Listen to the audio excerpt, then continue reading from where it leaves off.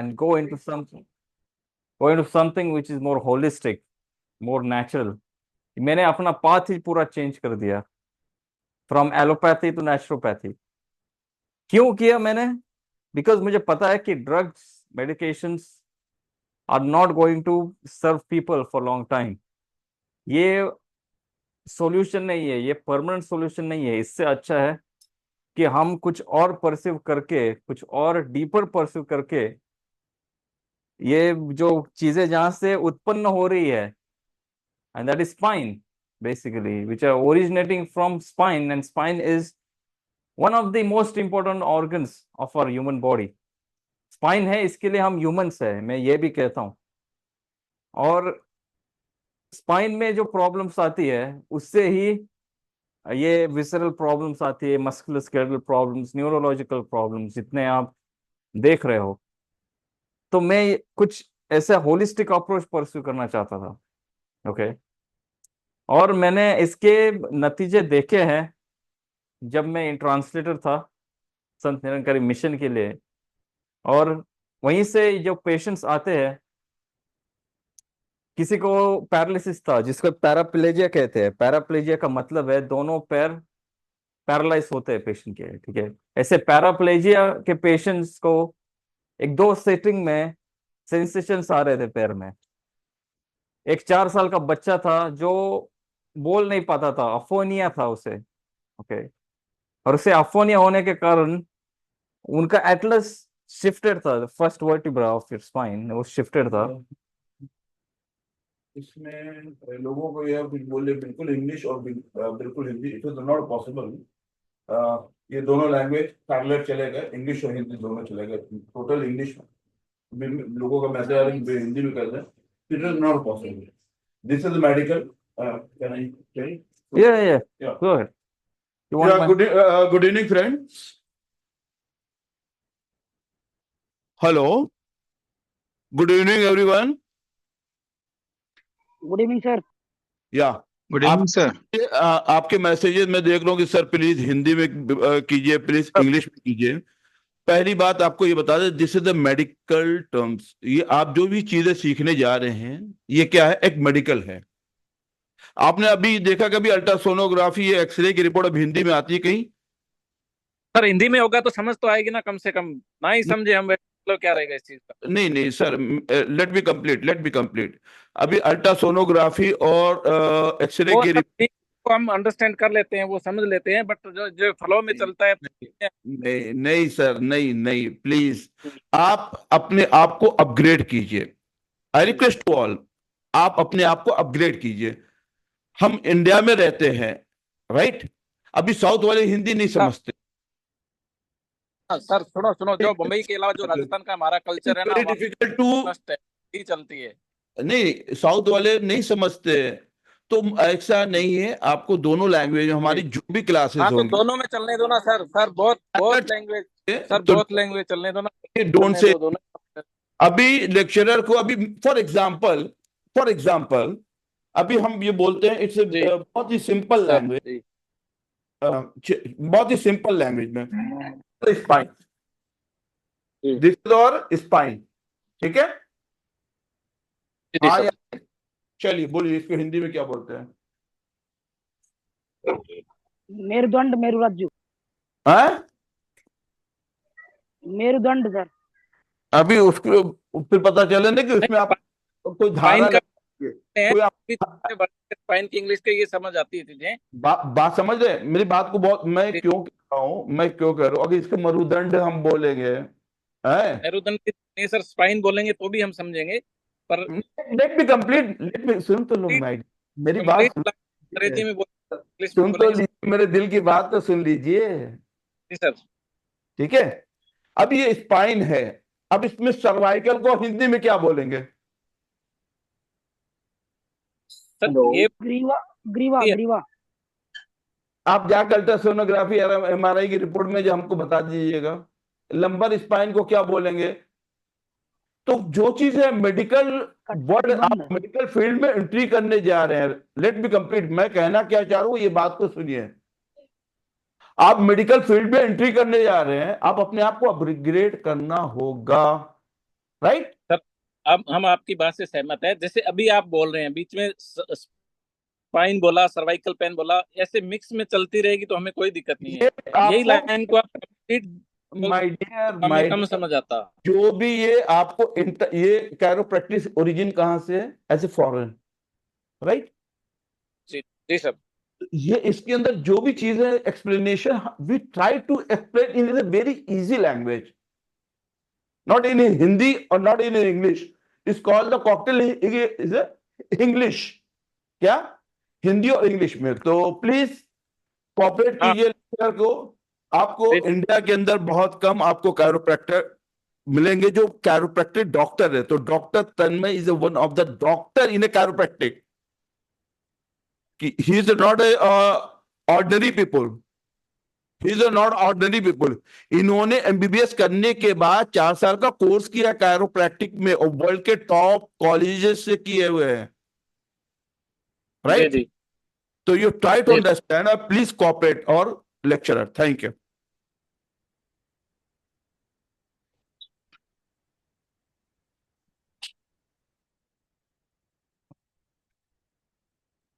ठीक है,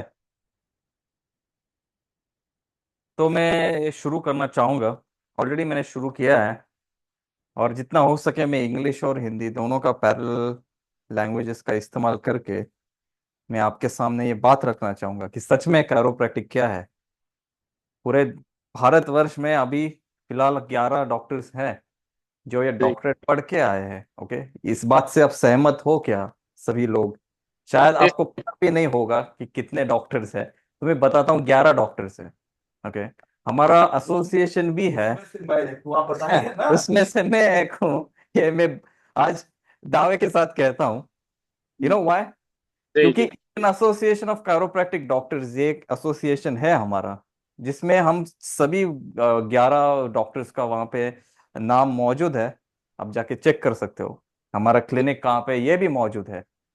बाकी जी हम वो यूट्यूबर्स से सहमत नहीं हूं मैं कि यूट्यूब पे अपना बिजनेस डाल के आप खुद को कायरोप्रैक्टिक बताओ, आप पीएचडी स्पाइन बताओ ब्रैकेट में डाल के। There is no such degrees as such which are valid to practice. Hello sir, sir please call.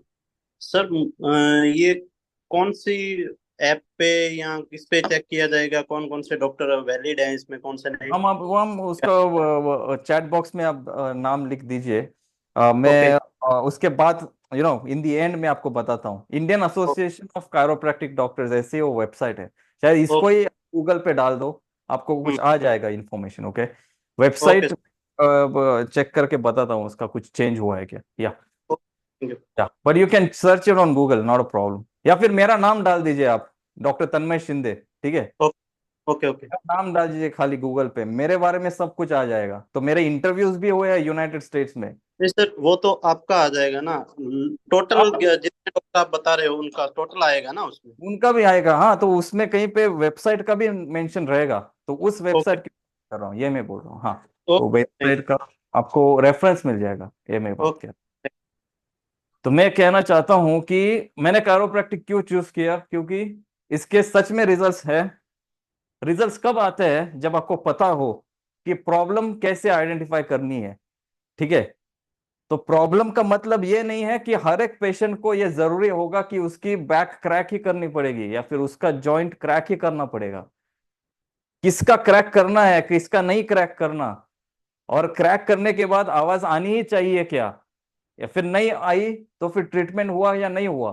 तो फिर आप माइक, ऐसे माइक भी लगाते हैं ना हाथों में, और वो करते हैं जो भी है, और वो करके बताते हैं कि ट्रीटमेंट हो गया करके। So what is important to know, chiropractic का सही मायने में अर्थ क्या है? Chiro means hands. It's a Greek word. Greek language थी ना पहले, अभी भी है, कुछ लोग बात करते हैं ग्रीक में, लेकिन लैटिन के बाद ग्रीक का नाम आता है वेस्टर्न सिविलाइजेशन में। तो जी ग्रीक में ये शब्द का उसका अर्थ लगाया गया कि कायरो मीन्स हैंड्स और प्रैक्टिस मीन्स ट्रीटमेंट। तो treatment with hands is chiropractic. ठीक है, अभी ओके। हाथों से तो ट्रीटमेंट कर ही रहे हैं। जी 1898 में इसका जन्म हुआ था यूनाइटेड स्टेट्स में। ठीक है, 1898, 1895 में कुछ पेशेंट्स आए 1898 में, कुछ रिसर्च पेपर्स लिखे गए, कुछ बुक्स लिखे गए।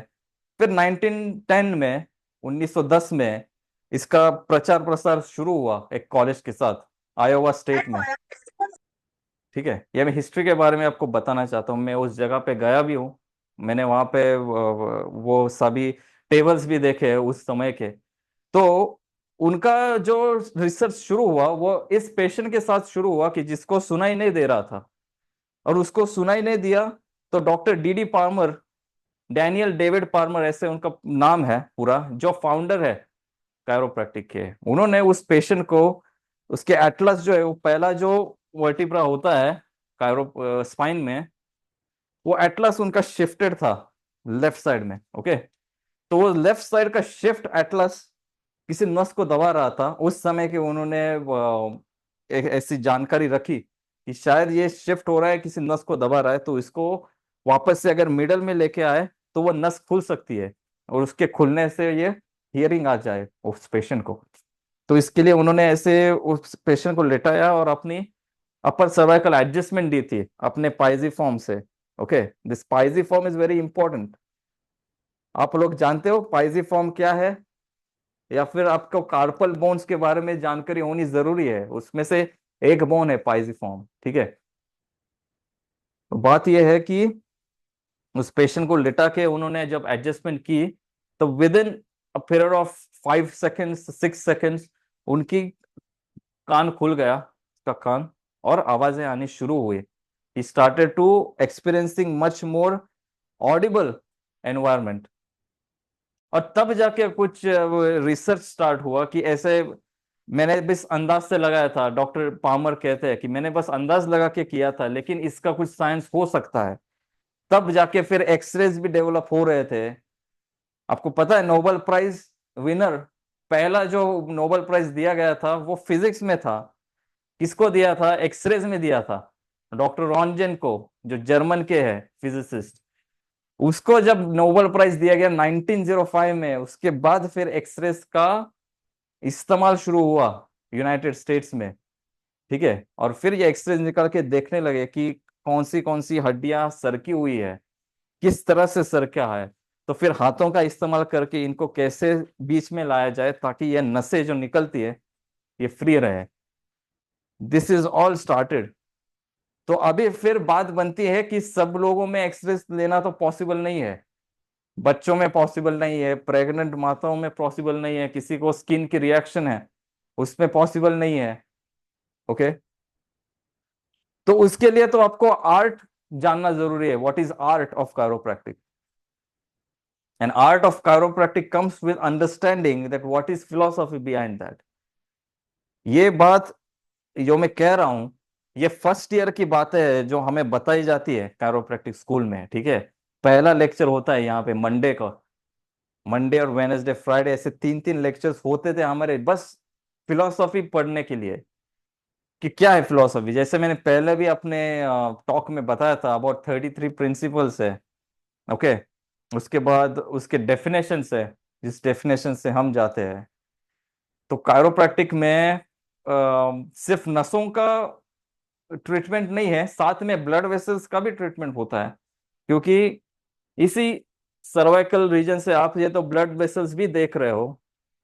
अगर ये ब्लड वेसल के साथ साथ नस भी अटकी हुई है, and this one of the bone is impinging on that blood vessel and we correct it, it also leads to lot of changes। Patient में चेंजेस आते हैं, जैसे किसी का बीपी उतरता है, किसी को थायराइड लेवल्स उसके नॉर्मल हो जाते हैं, किसी को जैसे सुनाई देता है, किसी को दिखाई दे पड़ता है, बहुत क्लियरली दिखता है एज कंपेयर टू बिफोर। कईयों का तो हार्ट रेट डाउन हो जाता है। What's that?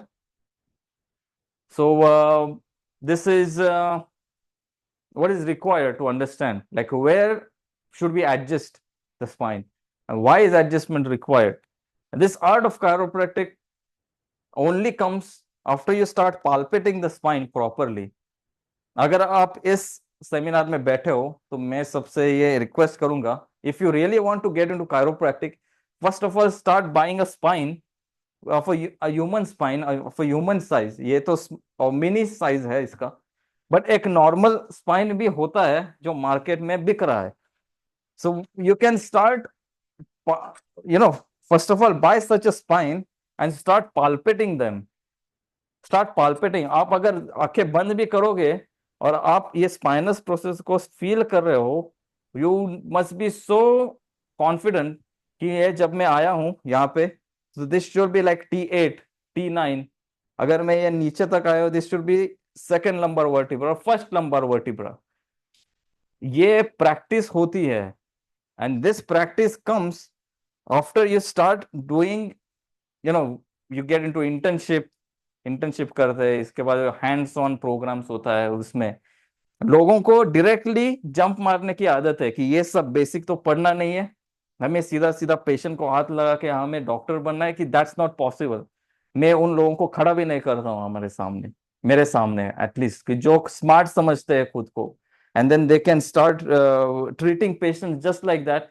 That's not doable. Then you are not becoming a good doctor. You are just there for business and you have to make money, and then you can even injure the patient with improper treatment. That's why I don't want such people to, you know, start becoming doctors who want to have shortcuts. There is no shortcut to success, and there's no shortcut to become a chiropractor as well. And any field, even in acupuncture, even in homeopathy, even in physiotherapy, there is no shortcut. Everyone has to undergo a process, and Dr. Abdul has given a proper 100-hour whatever their certificate course, or this course which has been taking place in India, which is, I feel it's valid. I am here to introduce that chiropractic in real sense, which you would not get on YouTube or anywhere. Okay.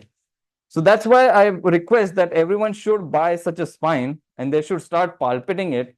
Now, first, before that, they should know that what is the part of the spine, which they will tell later on in this seminar by another doctor, I believe. And that's one thing. Secondly, if people here are educated enough, अगर 12वीं पास है, अगर graduate है, कुछ लोग masters भी रहेंगे, so they should start reading books on human anatomy. Human anatomy, why is this required? Because to understand like why this spine and this nerve which come out, they supply to each and every part of your body. Okay, they supply each and every cell of your body. So you have to understand that कि ये एक एक नस कहाँ पे जाती है, तो ये क्लाविकल से नीचे ही क्यों जाती है, ये क्लाविकल से ऊपर आएगी तो इसमें क्या प्रॉब्लम होगा. If you don't understand that, you are not going to treat patient properly. तो जो पेशेंट आप अगर हैंडल नहीं कर पाओगे, that will also lose your confidence. So that's why basics are important. Okay, you understand? तो ये स्कल हो गया, फिर ब्रेन हो गया. There is neuroanatomy, there's something on neurophysiology. There is also people which deal with spine pathologies, और X-rays से क्या इंफॉर्मेशन मिलती है, एमआरआई से क्या इंफॉर्मेशन मिलती है, सीटी स्कैन से क्या मिलता है. All this things they get into advanced levels, but first of all you should be well versed with human anatomy, and that human anatomy का बुक रहेगा या फिर human anatomy का कोर्स रहेगा, उसमें स्पाइन के पार्ट्स बताए जाते हैं, उसमें नर्व्स के पार्ट्स बताए जाते हैं. नर्व का फिजियोलॉजी वो तो दूसरा टॉपिक है खैर, but then anatomy also gives you an idea कि क्या चेंजेस आते हैं after an adjustment, and what changes you should be expecting after maybe 5 hours of adjustment or after 6 hours of adjustment. So this thing you should start taking notes. Okay, this is part of research as well. मैं इसमें जैसे पहले भी कहा था ये pain gate theory वगैरह. Can I start with the presentation? Is there? Where is the pen? Okay. So let's start with this presentation.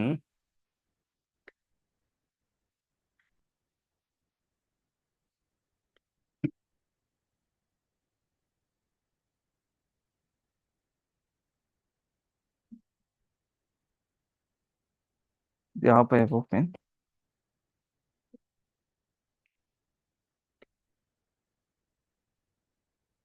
Hmm.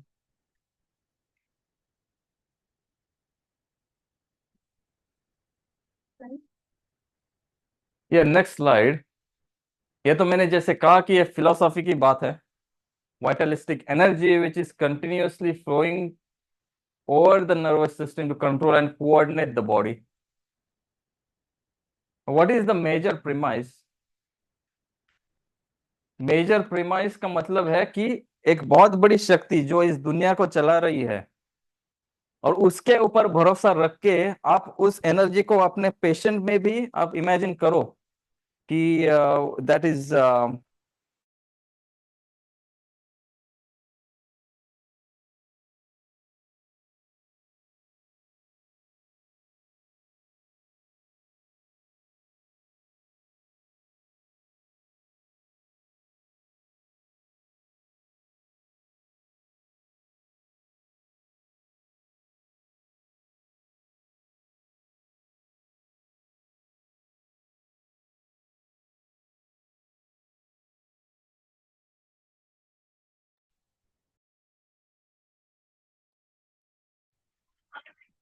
Sound नहीं आ रहा है।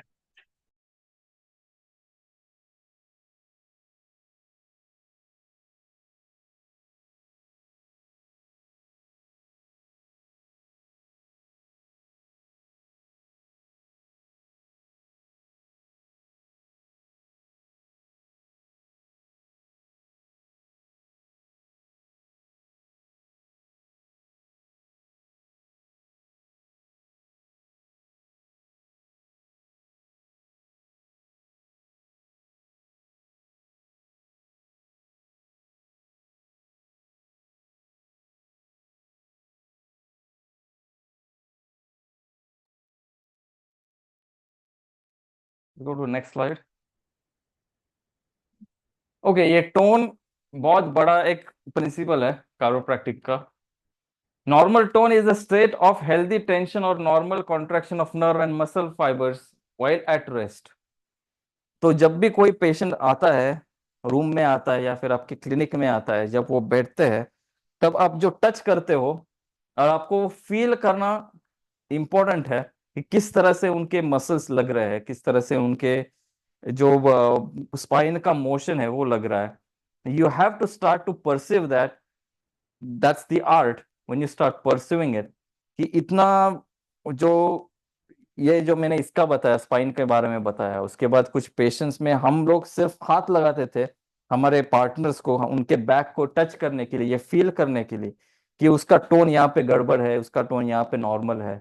तो जो गड़बड़ वाले एरियाज है, पॉसिबल है कि वहीं से कुछ प्रॉब्लम्स उत्पन्न हो रहे हैं। Okay, so that's the thing about normal tone. And pathological tone is too much और not enough tension in nerve और मसल फाइबर। तो ये तो पूरा आर्ट ऑफ कायरोप्रैक्टिक के अंडर आता है। This is tone of your spine. Okay, next slide.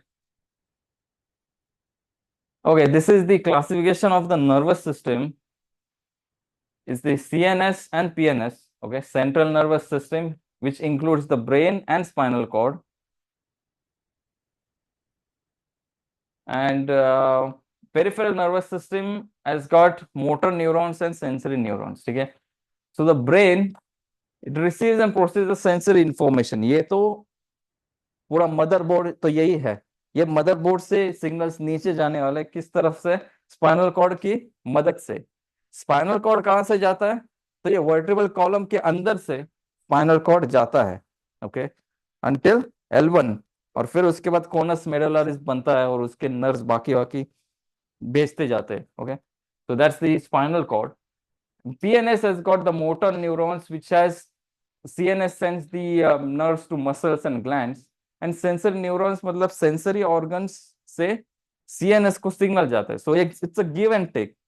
Motor जो है यहाँ से फंक्शन आके नीचे जाता है, सेंसरी तो सेंसेस ऊपर आते हैं।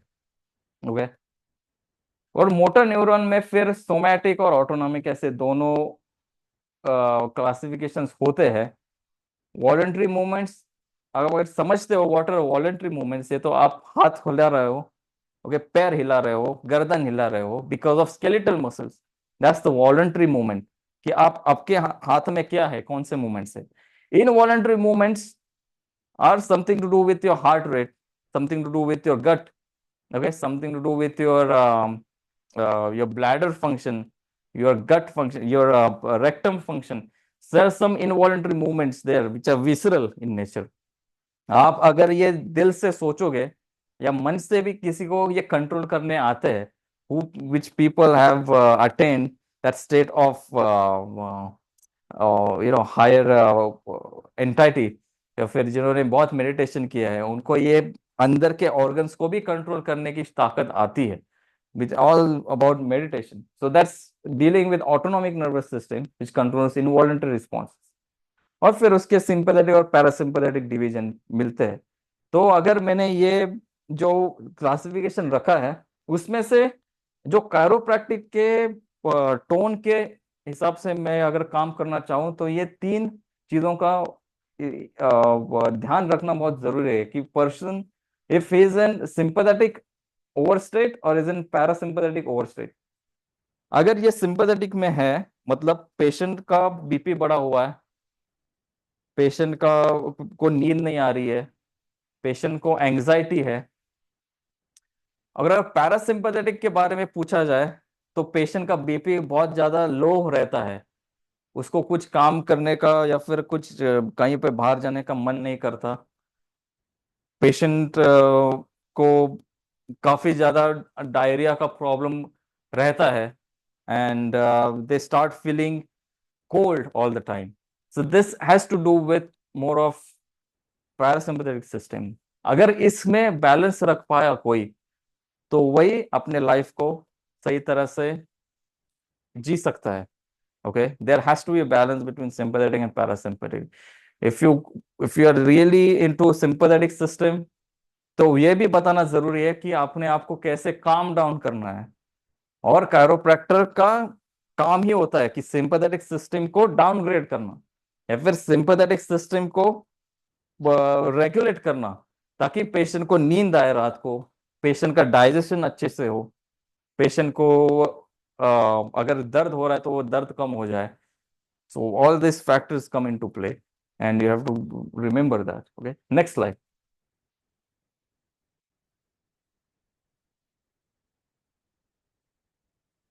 There is something known as subluxation.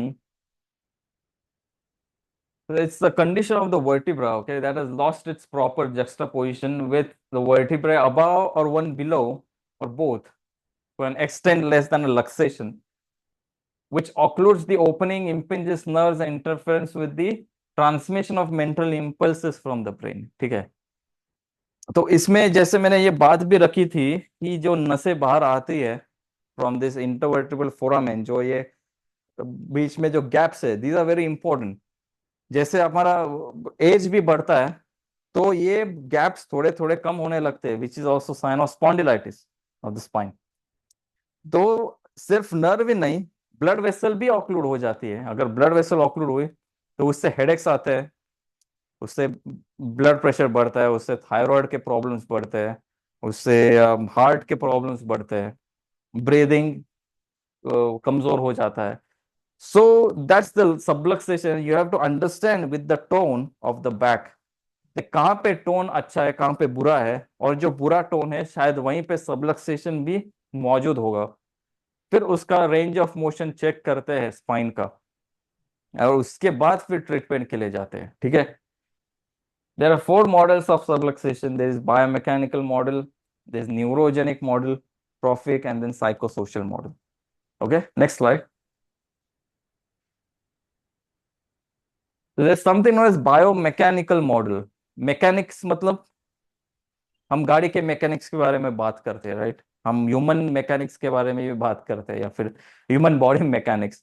So bio is itself has to do with biology, okay?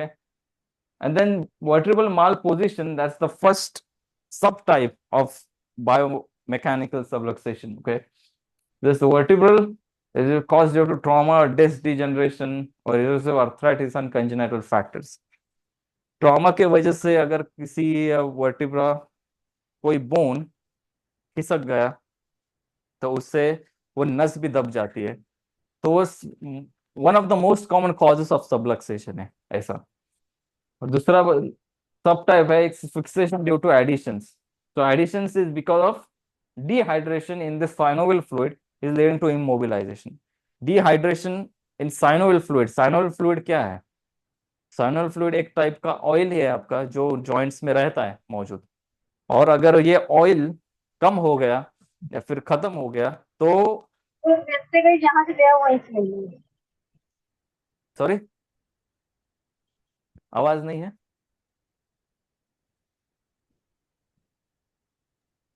आवाज आ रही है आ सबको? रही आवाज, आपकी आवाज आ रही sir.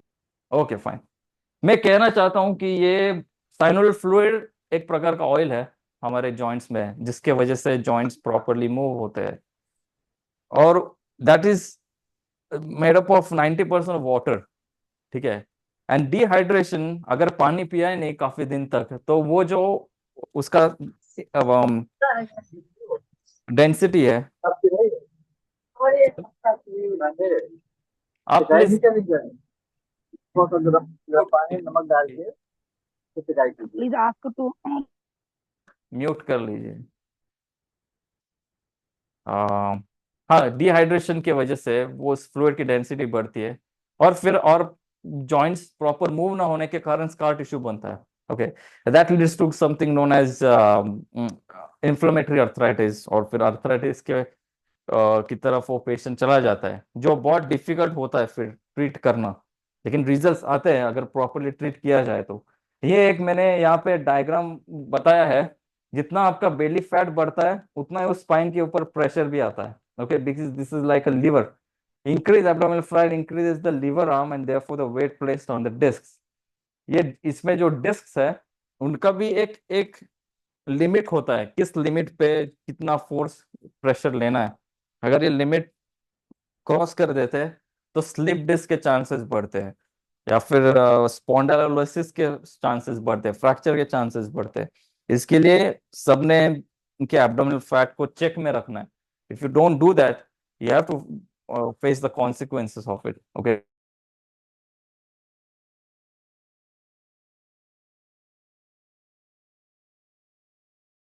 due to nuclear fragments.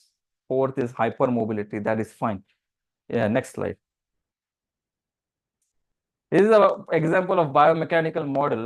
I've shown this schematic diagram, and then this is the fifth vertebra, या फिर पांचवा ये पांचवी जो हड्डी है वो किसकी है आगे।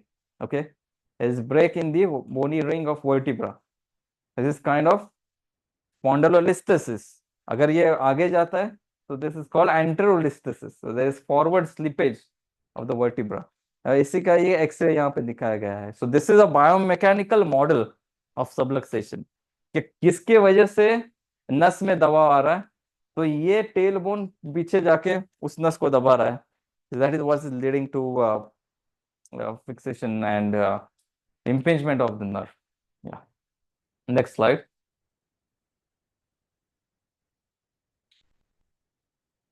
The second type of subluxation is neurogenic model. Neurogenic model is the first subtype is DRG, that's dorsal root ganglion compression. Dorsal root ganglion एक वो घटक है अपने स्पाइनल कॉर्ड में जो सेंसरी इनपुट लेके आता है, ठीक है। There is known as dorsal root ganglion, there is also ventral root ganglion. तो डीआरजी डील्स विद सेंसेस। पहले तो सेंसेस आना चाहिए कि कहाँ पे प्रॉब्लम है। अगर पैर गर्म पानी में गया ही नहीं तो पता ही नहीं चलेगा कि पानी गर्म है या ठंडा है। जब पैर गिरता है तब पता चलता है कितना गर्म है। तो वो ब्रेन को सेंसेस जाते हैं और फिर उसके बाद मोटर रिस्पॉन्स आता है कि पैर निकालना चाहिए। तो DRG deals with that. Okay, dorsal root ganglion. Now, DRG is sensitive to small amounts of pressure and tension, but if the DRG is compressed, it leads to pain, and which leads to stenosis, disc bulge like conditions. Okay, stenosis, disc bulge की वजह से pain आता है, and that leads to DRG compression. Okay, spinal cord compression. यहाँ पे ये MRI का picture है। एंड यहाँ पे हर्निएटेड डिस्क का पिक्चर है, so that's that. Next slide. यहाँ पे ये डीआरजी के बारे में कुछ इंफॉर्मेशन दी है, which is a small bundle of nerves involve with sending pain messages. Okay, DRG acts like a traffic signal controlling when sensations can enter your spinal cord. Okay, ये हर एक सेक्शन पे होता है, डोर्सल रूट गैंग्लियन। आप अगर spinal cord को read, ये जो अपना मंजा तंतु जो है, इसको अगर कट किया जाए हर एक लेवल पे from cervical till lumbar, you will get this levels of DRG. हाँ, उसका शेप बदलता है, ये बात सही है। कहीं पे एंटीरियर पोर्शन बड़ा होगा, कहीं पे छोटा होगा, तो उसके उसके फंक्शंस भी चेंज होते हैं, which gets into advance study of spine, but things are like that, या you have to study it. Next slide. Trophic model alter cerebrospinal fluid flow. CSF हमारे ब्रेन में है और स्पाइनल कॉर्ड में भी है। सीएसएफ की वजह से बहुत सा प्रेशर जो है ब्रेन के ऊपर वो कंट्रोल में रखा जाता है, ओके, ताकि वो प्रेशर बढ़ने के कारण लोगों को और दिक्कत ना हो। तो वो प्रेशर हेडेक की वजह से बढ़ता है, या फिर आप अगर भाग रहे हो, आपकी सिंपैथेटिक सिस्टम ओवर एक्टिवेटेड है, तो सीएसएफ का प्रेशर बढ़ता है। So improper CSF flow is caused due to a obstruction of subarachnoid space. Subarachnoid space क्या है? तो तीन प्रकार के स्पेसेस होते हैं। There is dural space, then there is arachnoid space. Sorry, two spaces रहते हैं, and then there are three coverings of the spine upon the nervous system tissue. तो सब एराक्नोइड स्पेस में ये सीएसएफ जब जाता है, अगर उसका फ्लो प्रॉपर नहीं है, it can lead to atrophy of neural elements in the spinal cord. तो उसको जो न्यूट्रिशन प्रोवाइड कर रहा है स्पाइन को, तो वो एब्स्ट्रक्ट होने के कारण कमजोर हो जाती है नस उसका। ठीक है, तो वो एमआरआई स्कैन में, आपको कुछ ब्लड टेस्ट में इसके बारे में पता चलता है definitely. Okay, this something known as vertebrobasilar artery insufficiency. ये मैंने शब्द का इस्तेमाल किया था पिछले वाली स्लाइड में, और मुझे ये इंटरेस्टिंग लगा, इसके लिए मैंने बता रहा हूँ कि ये सबक्लेविन आर्टरी, बहुत से आर्टरीज निकलती है एओर्टा से। एओर्टा मतलब सबसे बड़ा अपना ब्लड वेसल है बॉडी का, सबसे thickest. It's not the longest but it's the thickest, and it comes out directly from your left, या left artery, left ventricle. Left ventricle, sir. Yes, and then it comes out and it leads to these three branches. उसमें से एक branch का है subclavian artery, and then that subclavian artery sends out vertebral artery. तो ये vertebral artery जो जा रही है, वो आपके स्पाइनल कॉर्ड के जो इंटरवर्टेब्रल फोरामेन है, उसी की तरफ से जाके it supplies to your brain and it joins to the circle of Willis and all.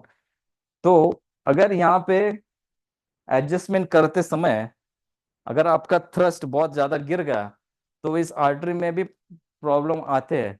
Okay, तो ये जानना बहुत जरूरी है कि किसमें सर्वाइकल एडजस्टमेंट्स करने हैं, किसमें नहीं करने हैं। There are patients which can have osteoporosis, there are patients which can have already osteopenia, or patients can have some stenosis already present into the artery, and if that gets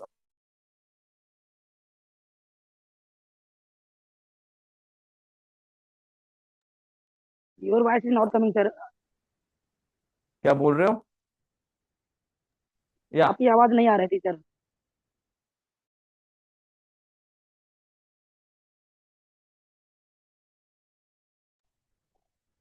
Again, same problem, sir. I can't hear you. one minute.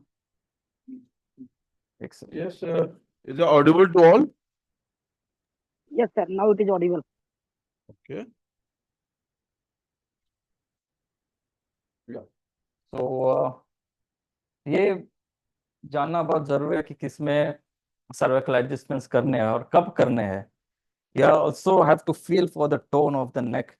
You also have to feel for the levels कि जहाँ पे ये subluxation दिखता है, ठीक है, उस subluxation मिलने के बावजूद एक्सरेज लेना जरूरी पड़ता है, ताकि अगर पेशेंट ऑस्टियोपोरोटिक हो तो उसमें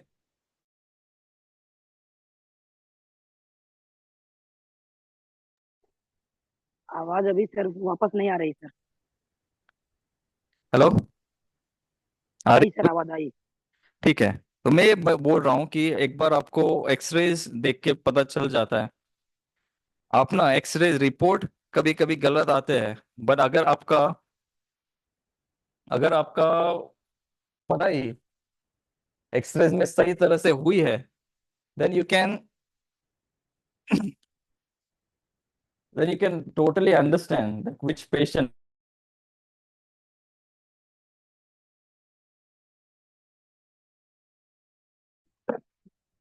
एक्सीडेंट्स भी हुए हैं यूनाइटेड स्टेट्स में। 1981 में एक पेशेंट को ऐसे ही एडजस्ट करके उन्हें को पेशेंट कोमा में चला गया, and that because of a chiropractor. तो उसके बाद जो अमेरिकन मेडिकल एसोसिएशन है, उन्होंने बहुत ऑब्जेक्शंस लिए और इस कायरोप्रैक्टिक को बंद करने की कगार पे थे।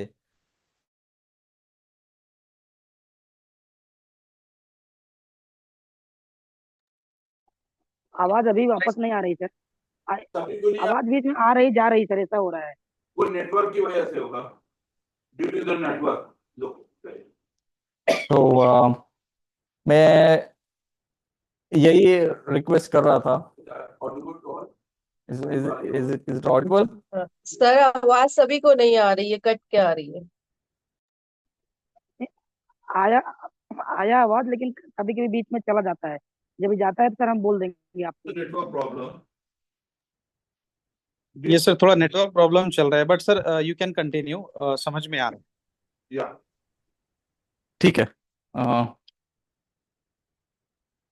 तो यही बहुत जब ये केसेस वगैरह हुए तो कायरोप्रैक्टिक डॉक्टर्स ने सब ने ये डिसीजन लिया था कि हर एक पेशेंट को उनका irrespective of their age or their presentation, even if they are there for a maintenance therapy of chiropractic, their x-rays are required to be taken so that we do not give them any more trouble with more injuries. Okay. मैं भी बहुत reluctant था पहले कि नेक का adjustment कैसे करें, अगर मेरे से गड़बड़ हो जाए तो क्या होगा, एक डर था मन में।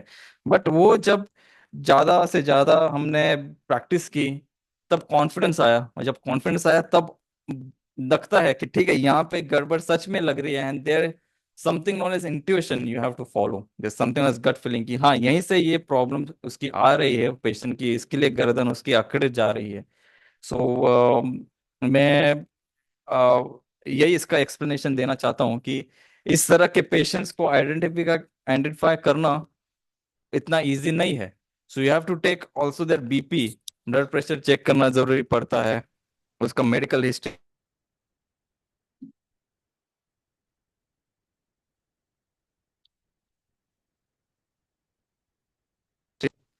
और chiropractic subluxation, ये change in spinal segment move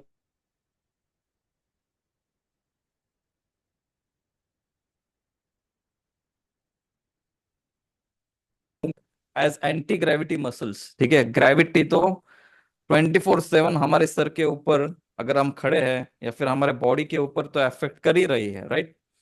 and then that gravity, if we become weak, we cannot stand erect. मैं तो ऐसे हो जाऊंगा धीरे धीरे धीरे, राइट? तो पैरास्पाइनल मसल्स है जो मुझे इरेक्ट रखते हैं। तो वो जो उसका ब्रेन के साथ कम्युनिकेशन है, वो सबलक्सेशन के वजह से वो कम्युनिकेशन टूट जाता है। और फिर कहीं पे आपको कुछ लोग ऐसे एक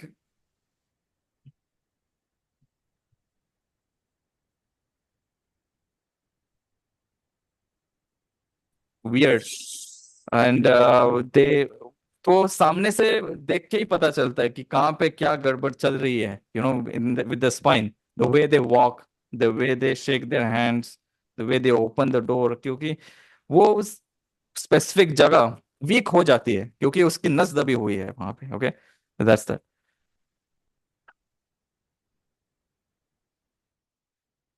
okay, and it also causes ongoing maladaptive neural plastic changes। एक बार न्यूरल प्लास्टिक चेंजेस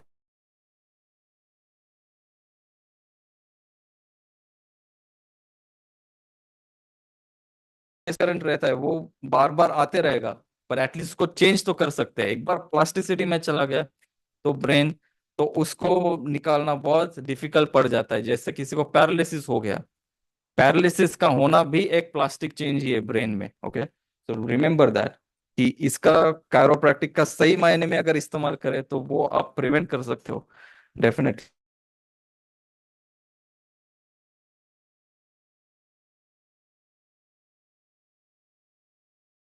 टेक्नोलॉजी की तरफ जाती है। ओके, तो यहाँ पे हेल्दी स्पाइन है आपका। हेल्दी स्पाइन से ये थोड़े ही अंतर पर अगर कोई नस दब रही है, दो symptoms appear. Okay, but after quite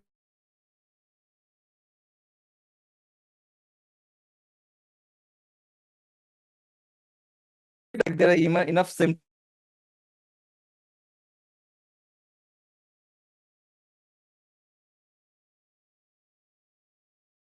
है, आपको स्लिप डिस्क है, आपको ऑस्टियोआर्थराइटिस है, समथिंग लाइक दैट।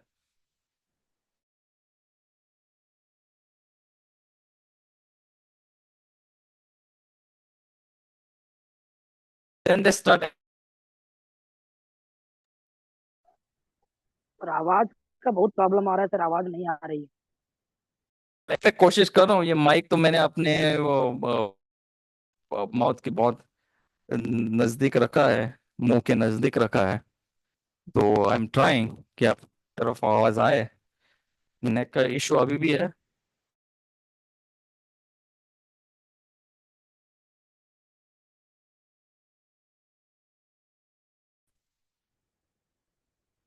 सी, ये स्लाइड काफी इंपॉर्टेंट है मेरे लिए।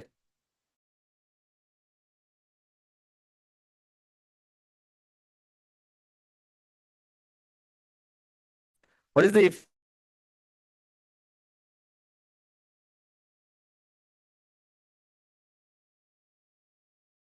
the United States? The 67% patients were helped to improve their overall health and they were feeling better. 42% लोगों ने कहा कि उनका स्लीप अच्छा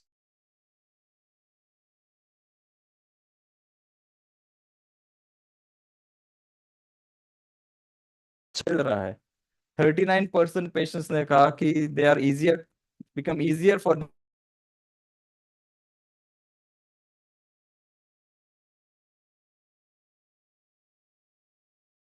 वो हार्ट डिसीज हो या फिर वो आर्थराइटिस हो, लेकिन वो उनको फेस कर पा रहे हैं क्योंकि उनको पता है कि उनका स्पाइन हेल्दी है और उनका स्पाइन प्रॉपर्ली ट्रीट किया जा रहा है। 33% have more sense of control over their health. 27% reported felt better emotionally. Emotions में भी काफी इसके चेंजेस दिखते हैं after chiropractic adjustment if done properly. Okay, 13% improve relationship with others. Okay,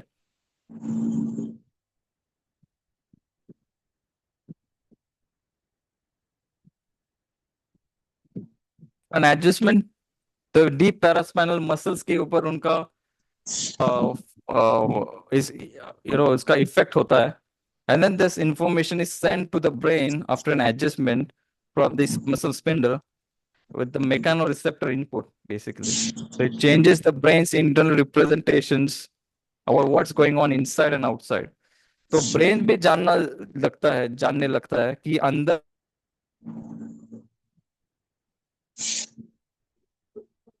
sound का कुछ करिए सर।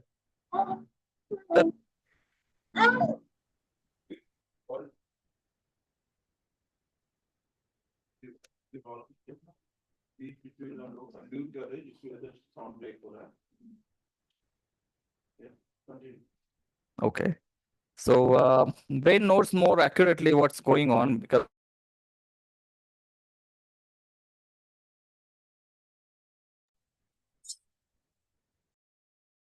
एडजस्टमेंट के बाद एटलीस्ट पेशेंट का दर्द तो कम हो जाए। सिर्फ दर्द कम करना इम्पोर्टेंट नहीं है, ताकि वो दर्द बार बार ना आए और उस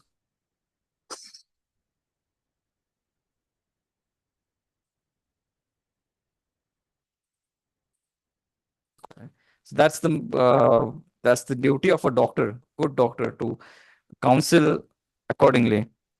अगर पेशेंट को एमआरआई की जरूरत है तो एमआरआई में क्या देखना चाहिए, ये डॉक्टर की रिस्पॉन्सिबिलिटी बनती है। अगर वही काम एक्सरे कर सकता है, so you shouldn't be prescribing an MRI unnecessarily. If they have some blood reports, तो ब्लड रिपोर्ट्स में क्या देखना जरूरी है दैट इज नेसेसरी। तो ये सब, ये आई बिलीव कि ये जो कोर्स आपको बता रहे हैं उस कोर्स में ये सब पॉइंट्स क्लियर कर देंगे, क्लियर हो जाएंगे। जितना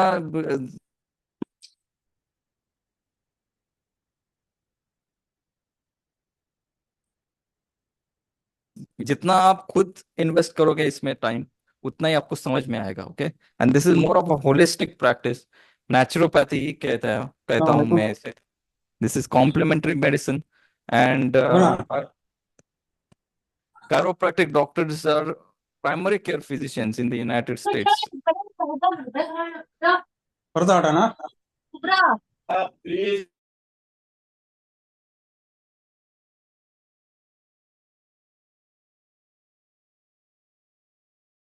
Doctors are considered primary care physicians in the United States. पहले बार दफा अगर कोई पेशेंट बैक पेन के लिए आता है तो वो पहले कायरोप्रैक्टिक डॉक्टर के पास आता है, उसके बाद फिर वो orthopaedic surgeon.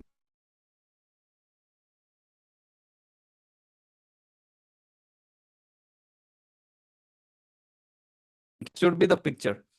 And I believe that because of being a primary care physician, it's very important to assess everything properly. और आप भी अगर ये कोर्स करके आप डॉक्टर बनना चाहते हो, so do not expect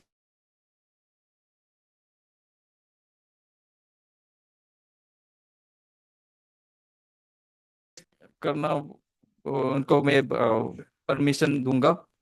और अगर किसी ने गड़बड़ की तो उनके केसेस भी हो जाए, ताकि बाकी के लोग उससे कुछ सीख सके। Okay, that's what I want. So nobody should think that this is going to be a shortcut and a very easy course. You have to put efforts, and this is going to be just like a proper doctorate course for you with Dr.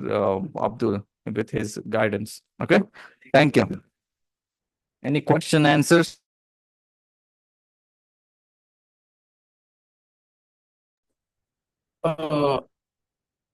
Yes, sir. I have a question. Hello.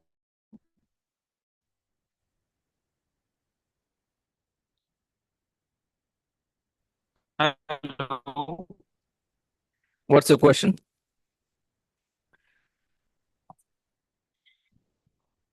Hello. Hello. Hello. आप बोलिए, आपकी आवाज अभी आई है। हाँ जी, बोलिए। आवाज sir. अभी आवाज आ रही है आप लोगों को प्रॉपर? हेलो, आपकी आवाज आई सर, अभी आपकी आवाज आई है सर। हाँ, चलिए आपने जो क्वेश्चन आंसर पूछे।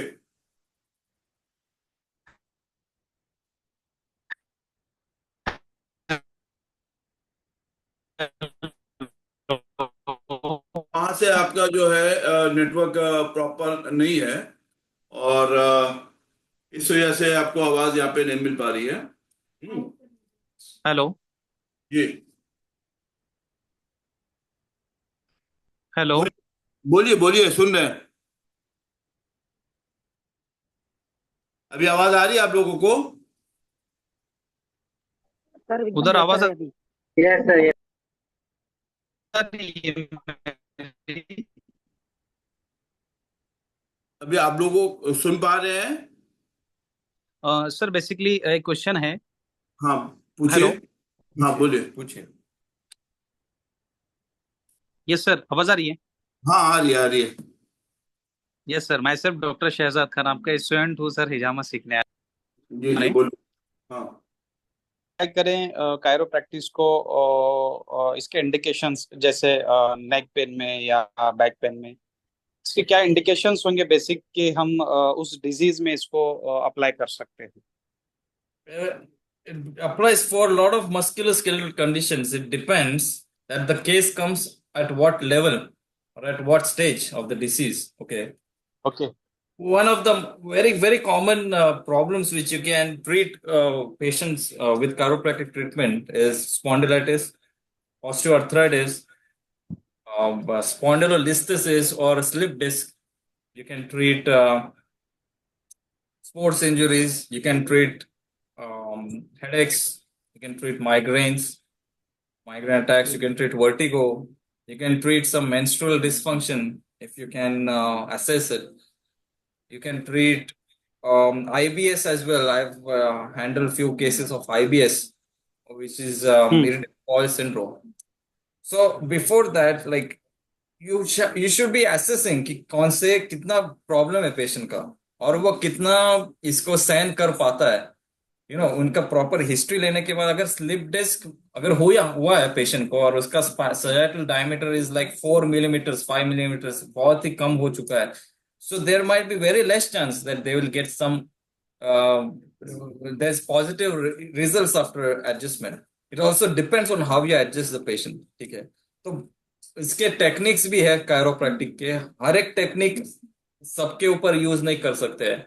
कुछ लोगों को एक्टिवेटर की टेक्निक यूज करनी होती है. तो मैं यही अगर हैंड्स ऑन अगर किसी को ट्रीट करना है तो ये बेसिक प्रॉब्लम्स के लिए कायरोप्रैक्टिक यूज कर सकते.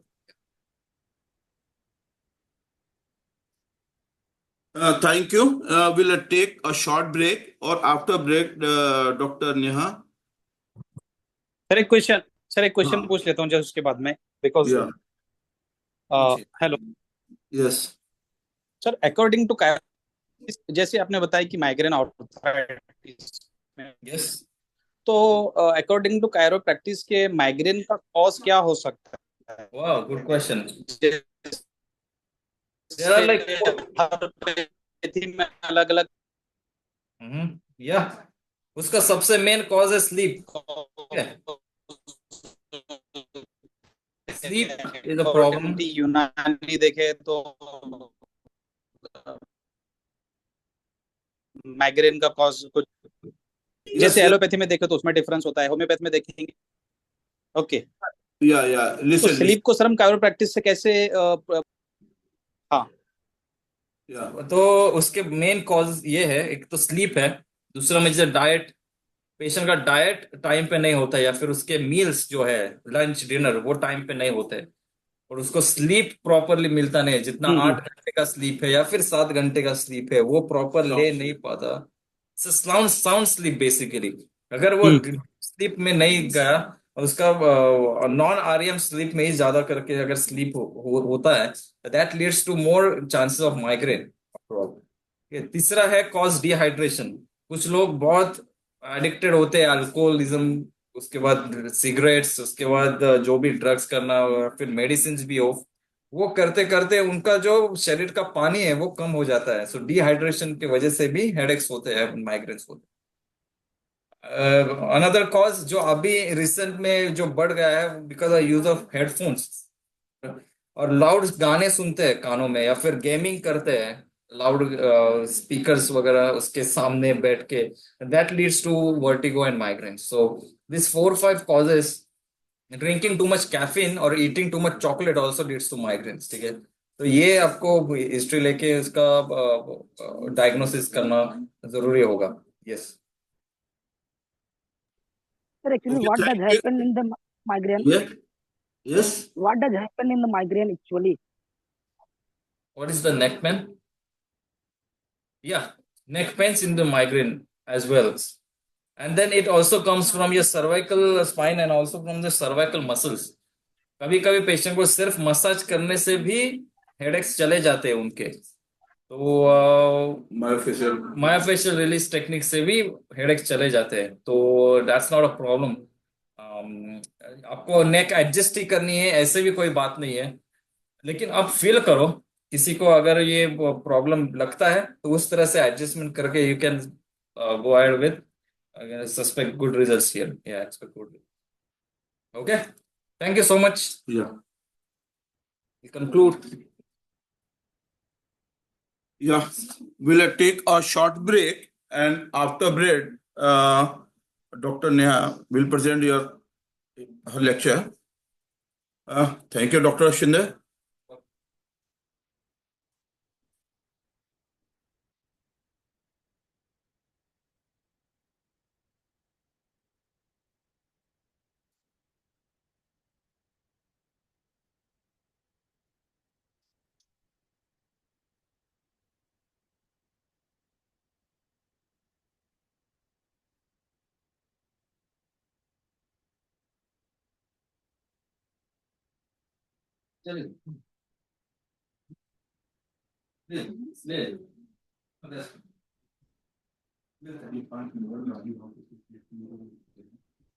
नहीं कोई बात नहीं, मैं ठीक हूँ।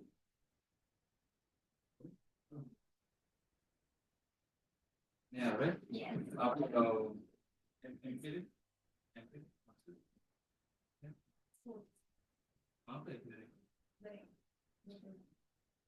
कब से हो इनके साथ affiliated? अभी तो कुछ महीने हुए हैं। मेरे colleague इनके साथ होती सुबह उनकी तरफ से introduction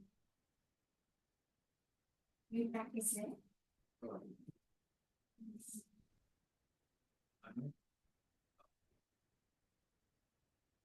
Yeah, for 1 year. Practice. Yeah, only Karo. And I'm also MPP as well. I have a Shifa collaboration की चक्कर में ये हो गया। because of that RJ Kar Medical College was